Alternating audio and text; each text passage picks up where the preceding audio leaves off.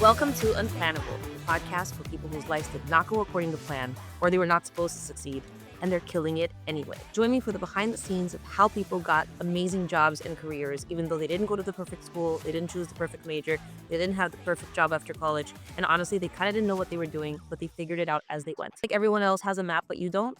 Great, you're in the right place. No plan, no problem. Welcome to Unplannable. Okay, Gina, what's your story?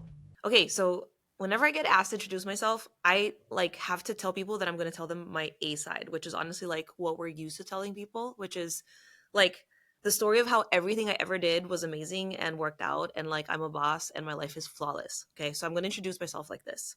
Hi, I'm Gina Gotthilf and I studied philosophy and neuroscience and co-authored a neuroscience study in college before being hired by Tumblr, where I led growth in Latin America, then got hired by Duolingo and became their head of marketing for 5 years. I led growth there from 3 to 200 million users without any paid marketing.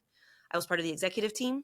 And then I went on to work on the Mike Bloomberg presidential campaign in New York. I started my own venture capital fund in Latin America called Latitude until I became the co-founder of Outsmart, which is venture backed by some of the top investors in the world. Yeah, okay, so then there's like my B side. What we don't tell people when we do these intros is like our B sides, which is basically what doesn't get shown on LinkedIn.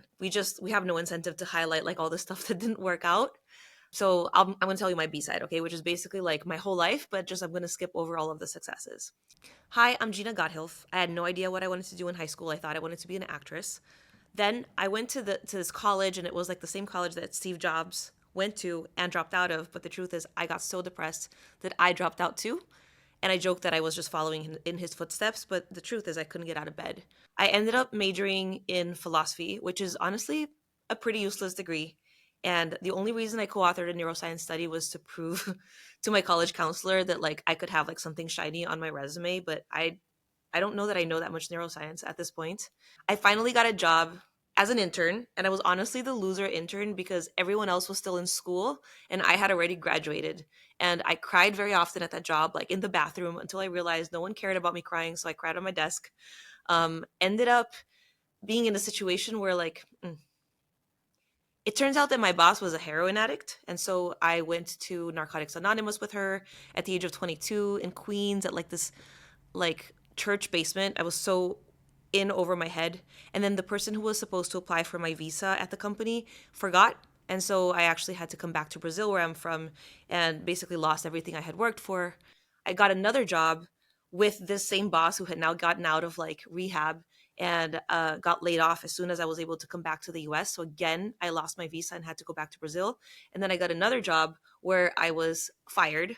And I will never know why I got fired, but it was a really traumatic experience because, again, I lost my visa and had to go back to Brazil. But also, they like legit escorted me out of the office with like people holding a box like I was a criminal. And I never understood why I was fired. And at that point, for like the fifth time, I really thought that my life was over. And I thought, careers aren't for me. It's not going to work out. I'm just going to try to live like a simple life, and signed up for this thing called WOOF, which is the World Organization of Organic Farms, and just decided I'm just going to make enough money so that I can like basically live a minimally happy life. Even though I did get hired by Tumblr right after that, which sounds really cool, I was the only person working out of Tumblr here in Latin America, and then they laid me off. And I had to figure out how to like pivot and like look like I wasn't a huge loser because I thought that people would think that I lost my job and was basically unemployable. I did get hired by Duolingo, and that was like a very complicated ride.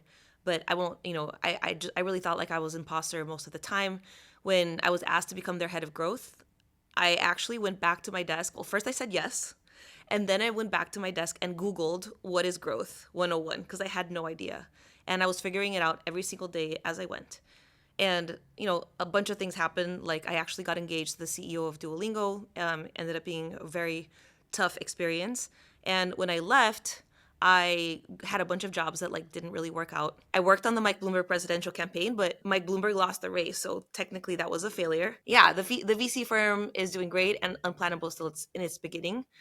But the point is that I fell on my faces so many times, and I thought that my life was over so many times. Still, every day feels like I'm figuring it out. What's the worst career advice you've ever received? What's the worst career advice I've ever received? I feel bad because my dad's such a supportive guy and he's like amazing, but really early on, I remember him telling me, like, don't negotiate your salary, just accept what they're offering you because otherwise it makes you look ungrateful. And that's just not true. Look, when someone's offering you a job, it probably means they've interviewed a lot of people and they've had to get like permissions to hire you. They want you to say yes.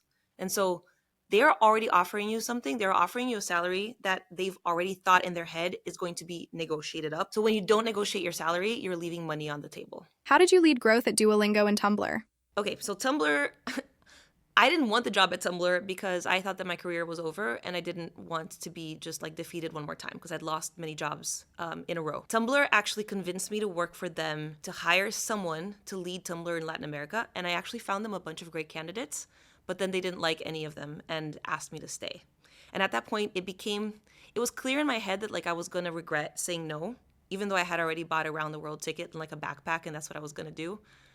Tumblr was like a little bit known, and so I felt like this might be my ticket out of failure, and it was. But what they wanted me to do was to grow Tumblr in Brazil, Chile, and Argentina without a budget and without a team. So it was just like me literally sitting in my childhood bedroom in my parents' house, like a lot of the time in pajamas, trying to figure out like how to get a lot of people to talk about Tumblr at the same time and how to get them attention so that more people would discover that they existed and want to download or want to like check out their website. I just had this idea that wasn't like that brilliant, but it's still one of the best growth levers that I have today in my career, which is PR. And I didn't really know what PR was. I just thought, you know what would be really cool if like all of the top newspapers and blogs and magazines or maybe even TV shows like talked about Tumblr because they have massive audiences, and maybe I can like tell them that like I have access to these American founders. It'll be enough to get them to want to talk about it, and then millions of people will discover Tumblr. And that's what I did. And I didn't have a network. I was 25, literally working out of my bed. And I would go on LinkedIn and Twitter and just like message as many journalists as I could and craft a message that I thought would make it really hard for them to say no to. And turns out when you do that like 100 times in a row, you start getting better and better because you realize what people actually respond to. Tumblr started getting featured like everywhere and in a very short time span, which is something that I like to call the surround sound effect because it makes people think that it's more important than it is. Like, imagine you read about something you've never heard before, and then you like come home and your grandma's there and she's like, oh, you know, like I saw this thing on this channel and it was about this thing. And you're like, wait, I read about that today. And then your friend in school brings it up because they saw it somewhere else. You suddenly start thinking like, wait, where have I been? And why don't I know about this? And it's obviously really big. And you go and you check it out. And so that became like a really key way of making Tumblr grow in Latin America. And the other cool thing was understanding like what were the types of content that not only drew people in, but also got them to like actually sign up for an account. Humor is popular everywhere, but in Brazil, there's a very specific kind of humor that people love. And so I started going after like, who are the top humor content creators? And like, this is like 2011. Who are the top content creators that are funny? And how can I get them to do really cool stuff for Tumblr? By telling them, I'm going to help you grow your audience because I have access to Tumblr directly. I realized that these ad agencies, like, there's a couple of interesting things about them. First, they put really junior people to lead accounts, but then they have like a super senior person like speaking as if they're leading the account. The cool thing about junior people is that they're very open to innovation and trying new things. And the second thing is that I realized that brands don't want to have like ghost accounts online. So if you open an account for them on something and like populate it with a little bit of content, they're not going to want to just let it be. So what I did was I went to agencies and I said, hey, like, here's why you should do a Tumblr. Like, here's like an example of a Tumblr that worked in the US. And they'd put it down like as their like, okay, we'll do it someday kind of thing, right? And I'd be like, no, let me open this for you because I'm like an expert at this. I'll start it out for you. So I'd start their Tumblr accounts, and then I knew that they would have to like keep populating it for their brands. And so that worked out really well too. It was a wild experience. I ended up having like meetings with like the government of Argentina to figure out how they could like better communicate with youth. I gave talks. I had partnerships with like the most important museums in the region. I got to meet like up and coming artists because I worked with like top labels.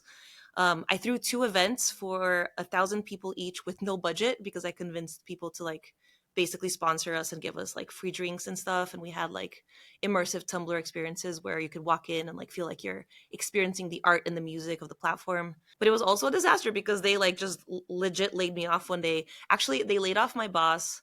They laid off my boss's boss, and then they didn't lay me off, which sounds really amazing. But I'm pretty sure it's because they forgot that I existed because I was in Brazil, again, like in my parents' bedroom. So I think they forgot that I was there. And so I got to work for them a little bit more. And then I went to New York to try to convince the founder of Tumblr, David Karp, that like he couldn't just like fire me. But I didn't know they had just been bought by Yahoo for $1 billion, and they were just laying off everyone who wasn't part of like the core US team. And that's a whole crazy experience, like actually ambushing Dave to tell him this, but ended up in him writing a recommendation on my LinkedIn that I really think made a big difference for my career. When Duolingo showed up, the thing is that like, so imagine this, okay? Like Tumblr laid me off, and I had partnerships with like companies in Latin America who were expecting to do stuff with Tumblr, and I had to then go back again. At this point, I'm like 26, and say like, sorry, none of this is happening. And I was just constantly terrified that I ruined my life and no one was ever going to hire me again. So I created this little landing page that said that I was like a consultant who helped tech startups grow in Latin America. And I put like the quote from David Karp on it, and I put like a picture of me giving a talk. Um, and Duolingo was thinking of launching in Brazil. They were like super new. They had probably like 15 employees. And they thought, let's start expanding internationally. And the person who was leading marketing for them at the time was actually like they had worked with the person who worked with me at Tumblr before when they were at Flickr. And she was like, hey, I noticed that Tumblr grew a bunch in Brazil last year. What did you guys do? So he sent her my like little landing page in LinkedIn, and they hired me as a consultant to basically help them grow in Brazil. And at that point, I'm like, okay, same playbook. I'm going to get them like on all the media channels at once, like a surround sound effect kind of way. At this point, I already know some of the journalists, so it's easier to do that. In terms of how I ended up leading growth at Duolingo from 3 to 200 million users with no budget, it was a lot of like going around the world and launching Duolingo with this strategy, like figuring out how to get like people with large audiences to talk about it, and then eventually actually leading product-led growth. So basically having like engineers, designers working with me to figure out what we needed to A/B test in the app, all the way from like onboarding through like through the rest of the experience to improve retention. One thing like nobody knows is that I actually grew Duolingo from 3 million to 500 million users. And I only say 200 million users because that's the number that we used, so that it didn't look like we had too many users and the retention wasn't as good.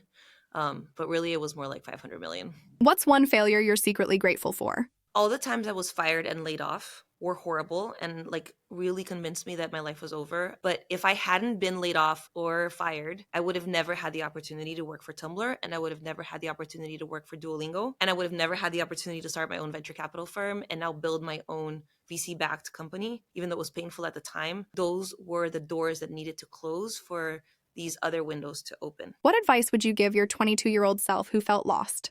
I think two things. Number one is like the power of networking is unbelievable. And like it's easy to like hate the word networking because it sounds so like cringy, but really what it means is taking an interest in other people's lives, asking them for coffee, asking them questions, getting them to like very vaguely remember you and discover opportunities that you would have never even imagined. At some point I started doing that systematically, like having 2 coffees a week in New York, and I think that really changed my life. The second piece of advice I would give is we try to plan so much into the future because we think that that gives us an advantage. And to be honest, like, I guess if you're like a doctor, that's true. But for most of us, it's just about taking the next step, one step at a time. Don't let yourself like freak out. What are you going to do next that's going to make you like have more of an advantage tomorrow than you have today? That gives you more access, more knowledge, more opportunity than what you have today. And you don't know what's beyond that hill that you're about to climb because there might be a whole mountain that you can't see right now until you actually take that step. What's one thing you did at Duolingo that you'd never do again? That there are a lot. From like a professional standpoint, I was in charge of doing a major launch for us internationally, and what that meant was like basically convincing journalists all over the world to write about us. And the way you do that is like you either give someone an exclusive, like a top like Wall Street Journal or whatever, or you give them an embargo, which means you can publish at this time, but then like a lot of different media is going to publish, right? So I coordinated this embargo across the entire world, and a very small media organization, I'm not going to name them, but in Pittsburgh, broke embargo and published. And what happens when they do that is that like everyone else you were going to have publish about your launch says, well, this isn't news anymore, and they don't publish. And I lost it. Like, I really lost it. I was like, I think I was super mean and demanding and stuff like that. And to be honest, like, yes, that can work. But when you get older, you start realizing that, like, these things happen. People make mistakes. And I could have probably been a lot more graceful in situations like those. The second one is dating my boss. Wouldn't do that again. And the thing is that, like, I knew at the time. Like it's not like it was news to me, like, oh really, I shouldn't date my boss, but like these things happen. We fell in love, and I kind of found myself in a situation where that's what was happening. And it was one of the toughest things that I've ever lived through. It's easy to say in retrospect, like, don't do it anymore. But I've learned to keep things very separate when it comes to professional and personal. I've had multiple opportunities where like hiring my husband for my current startup would have been a great idea for everybody involved, but I know better, and I won't ever do that again. Did people underestimate you at Duolingo because you were dating the CEO? Yes, 100%. And like, of course, they weren't gonna say it to my face, but it was awful. And to be honest, I underestimated myself a lot because I knew that people looked at me and they thought, "Ooh, she's like the head of marketing and growth at Duolingo because she's sleeping with the boss." You know, like I've watched enough movies, and maybe that's what I would have thought of someone else. They didn't know that like I had already led growth at Tumblr. Pretty successfully, and that I had gotten this job way before anything had ever happened, and helped Duolingo grow massively before any of it. But they just made those assumptions, and I started thinking that my success was because I had his help, and he's brilliant. And that's taken years to get over, like years to really think, like, no, I got this. I did it. Like I did a bunch of stuff that really moved the needle, and not to attribute that success to the relationship. How do you define success for yourself now? I think I'm going to be a little bit cliche and say that honestly, success is getting up out of bed, actually working out and meditating, feeling like I did stuff during the day that like made it so that like I actually enjoyed a day of my life, whether it be because I like produced and like got things done, or like I really enjoyed something, and a good night's sleep. What does success mean to you today? Success for me today means that I can pay all of my bills without really worrying about like the next few years of my life. Like I know I got it, so that I can make some decisions that are a little bit more risky, which enables me to make like really cool choices, like starting my own company, not marrying for money, just marrying someone who I like truly, truly love, and who's like super kind and an amazing partner. So I think people love to think that money is underrated and like to hate capitalism, but the truth is that we live in a capitalist world. So figuring out how to have like some money in the bank can really make a huge difference.